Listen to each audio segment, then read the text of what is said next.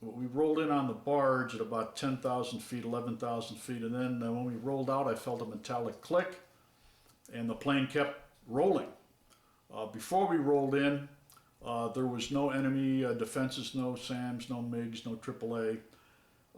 It was a beautiful day. You could see the ship. It was 100 miles away according to the plane's navigation system. To be honest, I didn't think you could see that far. And as I rolled out, felt a metallic click. The stick was all the way over to the left. I tried to get it back to the center. No luck. The plane just kept rolling, and then I saw 6,000 feet go by, and it was like, whoa, I've got to get out of here. So I pulled the face curtain, and at those air speeds, the wind, it's like hitting a brick wall, and I saw stars. And then I remembered that I had to hold I did not want my legs or my arms to flail in the wind, so I held them together, and I saw the sky, the earth, the sky, the earth. And during this time, I remembered Tom Sisler was a friend of mine. He was the first A-7 pilot killed earlier that year at Lemoore, and as he was saying, his last transmissions were, it won't work, it won't work, it won't work. So I just prayed to the Lord, even though I wasn't a believer then, Lord, make it work, Lord, make it work. And then the chute opened, felt no pain. I looked out, the coast was about 2 miles away. It was beautiful. You could hear a pin drop. I thought about my wife, my family, you know, felt really bad for them. And then it was time to get to work. So I looked up the parachute, and it was like a Roman candle. It hadn't opened completely. So the parachute people told us that when you have that, reach up with your hands on the parachute risers and pull them apart, and the chute might open. Well, I did that, and the chute did open, so lucky me. I looked down, time to communicate, so I had 2 radios over North Vietnam. I pulled one out, and you guessed it, I dropped it. So what an idiot. So I got the next one. I got about 2 transmissions out, you know, Raven lead, this is 2, Raven lead, this is 2. And then I could hear the people on the ground, which meant I'm about 500 feet from landing. And so I got prepared to land, and the parachute people say, you don't want to land going forwards or backwards, you want to land going sideways. We had about a 25 knot crosswind that day, and I did all I could to be landing sideways, but you know, luck would have it, I landed going backwards, and I hit the side of a trench, and I have to tell you, it hurt, and it hurt a lot. Now you talk to the parachute people, they say, well, landing in a parachute is just like jumping off a 12-foot fence. You know, well, I submit to you, you go jump off the 12-foot fence, it hurts a lot. At any rate, so there I am, I was able to get one of the parachute risers off with my left hand. I couldn't get the right one off because my 2 fingers had been broken in the ejection. And so I'm kind of, you know, I'm not being dragged, but I'm being, you know, held up by the wind. And about maybe 50, 100 feet away, there's this Vietnamese soldier with a pith helmet, his insignia on his collar, his hands outstretched, and behind him there's 500 to 200 people. He was just waiting to see what I was going to do. His eyeballs are about the size of baseballs. I'm sure mine were about the size of basketballs. So I showed him what he wanted to see. I raised my palms up, and he dropped his hands, and the Vietnamese villagers rushed me. And I don't think they ever saw a zipper because they had me stripped onto my shorts in about 30 seconds using only knives. They cut me out of everything, the parachute harness, the G-suit, my flight suit, everything. During that period, one of them tried to take my ID card that was in the shoulder, my left shoulder of my flight suit, and I slapped him. I slapped his hand away because you know, my government told me that, well, if you don't have an ID card, they can try you as a spy. Well, when I did that, there's a young kid in front of me, about 14 years old, had one of these old Springfield rifles. They all had this old Springfield rifles, and he fixes the bayonet, which was a French bayonet, which was a 4-sided, so when they poke you, you bleed to death. Whereas American bayonets are just a single blade. It's more of a slicing attack. Well, he lowers that bayonet to my navel, and the 2 soldiers on either side are holding my shoulders, and he runs around into the chamber. Well, I'm thinking of that movie, The Bridges of Tokori, came out in about 1955, about a Navy pilot named was Harry Brubaker, played by William Holden. And at the end of that movie, William, he gets shot down and he's in a muddy trench in Korea. And at the end of that movie, the Koreans, they shoot and kill him in the trench. So I'm thinking, this is just like that movie. This kid's going to blow me away. No one's going to know about it. And not only that, there's no music playing in the background. It was a very cold feeling. Well, about that time, an old Vietnamese farmer, white hair, goatee, he shows up and he gives that kid an elbow, and that's the last I saw of the kid. So, I'm grateful to that old Vietnamese farmer. He probably saved my life. At any rate, we get gathered up and we probably walk or run maybe 50 to 100 yards into a big bamboo hut. And they sit me down on the dirt. Some young lady there, I'd say 16 years old, in black pajamas. She's got a rubber sandal, and she's beating me about the face with it. To be honest, I never felt it. I was probably in shock. Then they put a blindfold around on me, and we waited for about 45 minutes till the rescue airplanes went away. They showed up, and there was a serious war. You could hear the machine guns, the anti-aircraft. You could hear the jet noises. For about 45 minutes, just a war going on. And I found out later, much later, that some of those airplanes did in fact get hit, but they were all able to make it back to the ship. After 45 minutes, the planes go away.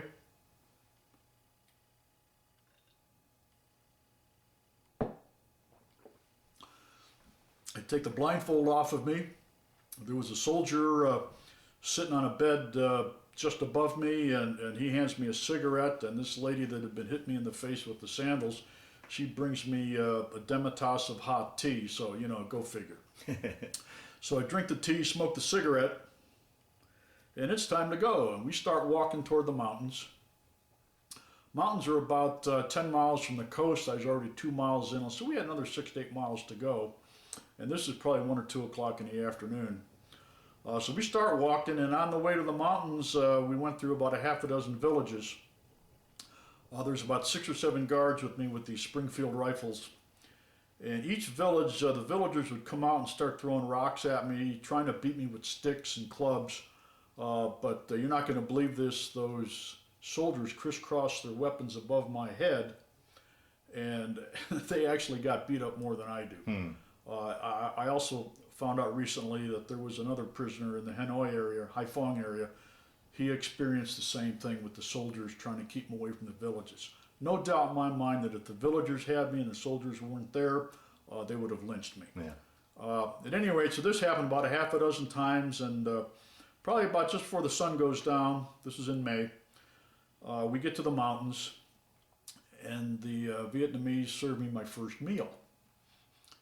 And it was a cup of rice with some green stuff on it, like maybe bamboo shoots, had something on top of the bamboo shoots that looked like pineapple, tasted like a potato, and on top of all that was a fish head. Of course, you hear the old thing, fish heads and rice is what the Vietnamese eat.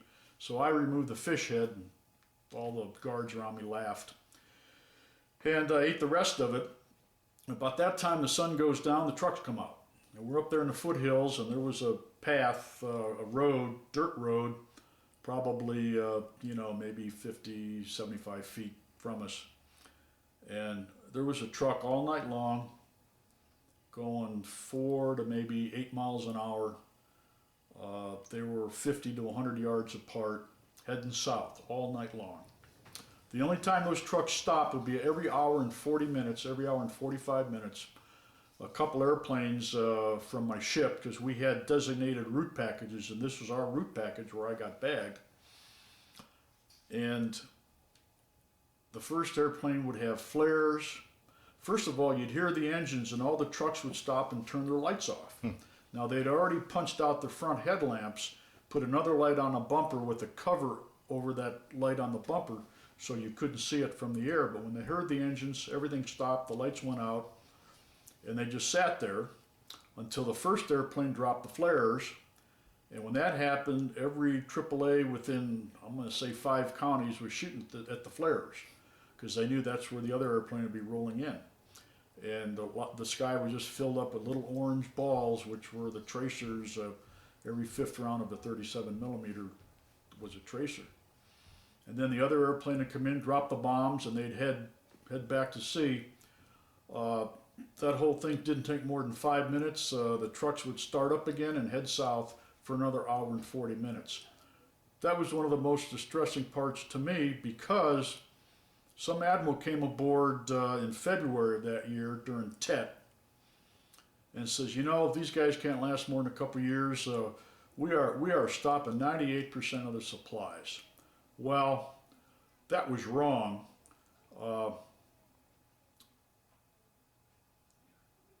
And I actually had a chance to fast forward, one of my law school classes was American Legal History.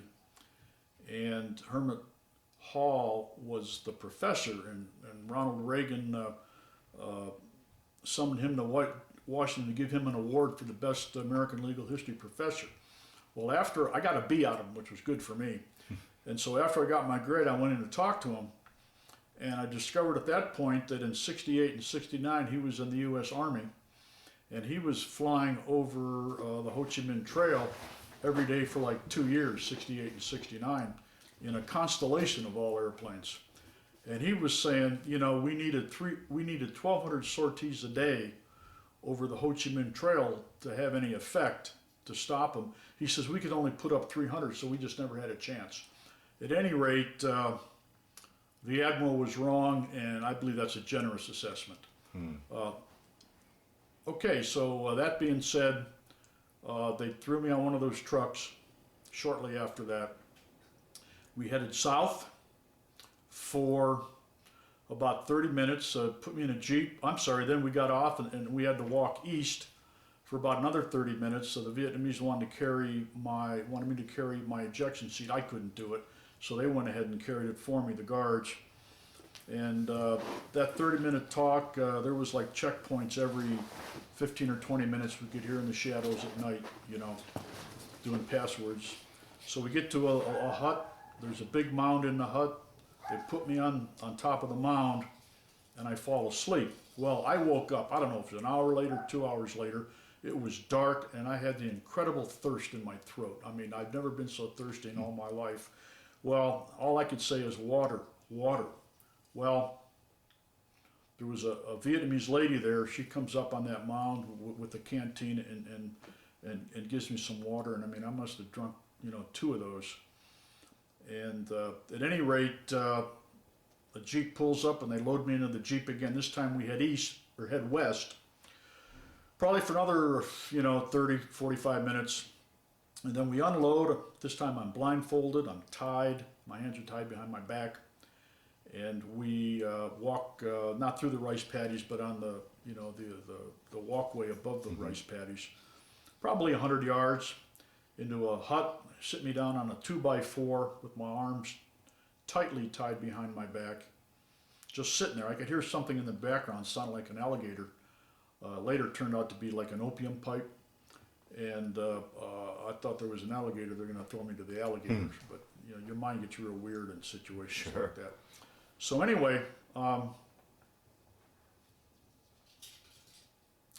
make the statement, could you guys untie my hands because they're really starting to hurt. It's cutting through, And in this Vietnamese voice I hear, do you want to complain about it? Well, I got the picture, just shut my mouth. And a couple minutes later, they stand me up, untie my hands, I turn around, and there's a desk. There's a guy called Soupy Sales. He had a baseball hat on sideways. He had a man bag. I'm going to say he was about 65 years old with a goatee, 60-ish maybe. And then the guy next to him was a soldier, probably in his late 20s, with a pith helmet and olive drab suit. The old guy was dressed in civilian clothes. Robert, where we left off, you were now in that hut. You've got that old man and that soldier. Take your story from there. Okay, well, the soldier was doing all the talking. The old guy was just sitting there listening. And the soldier says, "What's your name?" I says, "Robert Wideman." He says, how old are you? I says, 23. He says, where do you live? I says, well, my government will not let me answer that question. He says, if you do not answer that question, I'll have my guards take you out and shoot you. Well, I worked up a tear because I wanted him to believe that I believed that he would indeed shoot me if I didn't tell him where I was from. And he asked me again. I says, you know, my government, I'd really like to answer that question, but my government will not let me do that. And we went through that drill about, 2 or 3 times, 4 times. And to be honest, before I got bagged, our government was telling me that if we get shot down over North Vietnam, they're going to try to get us to Hanoi. But if we get shot down in South Vietnam or Laos, that's a different story because we'd be captured by guerrillas and they just didn't have the resources to keep us going. That's one of the reasons that when I flew over South Vietnam or Laos, I carried a pistol and a radio because I planned on shooting it out with them. But over North Vietnam, I got rid of the gun and I carried 2 radios instead. So I really, I didn't think they'd shoot me, but you don't really know. Well, can I ask you, when you said you worked up that tear to show that you were afraid that you might shoot him, is that are you playing off your own thoughts, or did you guys have any sort of training for in case you were shot down and how to act, or how did that? What thought process that made you decide to shed that tear? Right. Well, that had nothing to do with I was briefed. All we were briefed on in POW school and some of the training we did have 2 weeks of SEER training, survival, escape, and evasion. What I was told was that don't talk and don't lie because these interrogators are experts. And if you tell them anything more than name, rank, serial number, date of birth, in other words, if you give them information they want to know, once they have the information, they don't need you and they're going to kill you. That's what I was told. That turned out to be incredibly wrong. At any rate, so we went through this back and forth a few times, and finally the soldier says, all right, now I'm going to have my guards take you out and garrote you. So I'm thinking James Bond, From Russia with Love, Sean Connery, the piano wire around the throat trick, and I'm thinking, boy, this will be great. Well, the guards, there was 2 other guards there. They put me down on my knees, and they had a bamboo rope that was about the size of diameter of my small finger, and it was very coarse rope. And they tied each above each elbow, and then they cinched it down to about the size, right to the bone, about the size of a nickel. And what that felt like, it felt just like white hot barbed wire cutting into my skin, and it wouldn't go away. Now, when I grew up, I played football, I played hockey, I boxed a little bit, did judo. In those sports, when you get hit, you might see stars, but then you're conscious again, and for the most part, the pain, it's not constant. This was a constant pain. It just never went away. And it did not take long to realize that I'm not going to be able to deal with this. I've got to come up with something so I don't talk. So I'm looking at that, I'm kneeling down in front of this desk, and my head was just above the edge of the desk. And I says, if I can fall forward and hit my head on the desk and knock myself out, that'll do it. So I did that. Well, sadly, when my head hit the edge of the desk, that just made me more alert. And so the guard, or the soldier, the interpreter, he pulls my head back, and I got tears coming down, and he starts laughing. Well, during this, when my head hit that desk, I could hear this groan. And I looked over in the shadows into this hut, and there was like 25 or 30 people watching this that I hadn't noticed before. There was grandma, grandpa, mom, dad, son, grandson, grandkids, aunts, uncles, nephews. There's about 30 of them. And, you know, I was the entertainment for these folks that night. At any rate, he pulls my head back, you know, and stands me back up on my knees, and I'm there. And I look down at my hands, and they're like a bright, dark purple. I mean, the blood circulation had been cut off. And he looks down and he whispers, he says, you know, if you don't talk pretty soon, your arms are going to fall off. So I have to tell you, that worried me. At any rate, you know, got through that. I'm still there. Probably a few minutes later, 5 minutes later, who knows how long it was, my body starts to convulse uncontrollably, my muscles. And this scream comes out, primal scream. And at the top of my lungs, I scream, I will never talk. And about 5 minutes later, I look up, I says, if you undo the ropes, I'll tell you anything you want to know. Well, he undoes the ropes, they stand me up, he says, what city are you from? I says, Cleveland, Ohio. He says, okay, Robert, now you may go to sleep. And at that point, there was a 2x4 inside this little part of the room that was separated by a bamboo wall. And they hog-tied me to the rope, and then they had some chains around my feet and they went around like a telephone pole. I wasn't moving very much. I remember I had a dream that night that I had to go to the bathroom, but before I could go to the bathroom, I had to reach up, and there was a ring on this telephone pole that I had to reach up and grab. And so I'm struggling and struggling and struggling. I finally get up there and I grab this ring, and then I was able to urinate. And it was just like such a relief. And I looked down and I realized that I'm awake. And I've just urinated all over the board and all over my underwear, you know. And meanwhile, the guard that was outside comes in and he looks and he kind of goes, you know. At any rate, that happened that first night. Well, the next morning, I can hear some shuffling. And then I hear, so, now you are my prisoner.